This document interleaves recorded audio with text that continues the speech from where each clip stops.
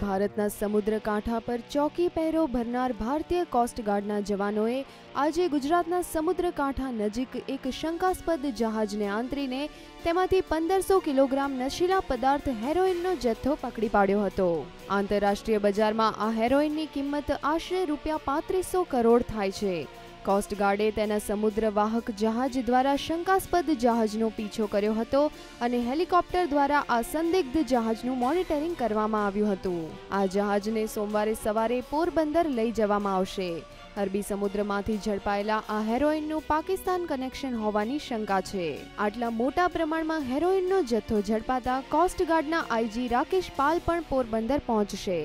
સૂત્રોના દાવા મુજબ કોસ્ટગાર્ડ દ્વારા અત્યાર સુધીમાં જપ્ત કરાયેલો હેરોઇનનો આ સૌથી મોટો જથ્થો છે। તો ગુપ્તચર વિભાગે આપેલી માહિતીના આધારે કોસ્ટગાર્ડે શનિવારે બપોરે લગભગ 12 વાગ્યાના સુમારે તે જહાજનો પીછો કર્યો હતો।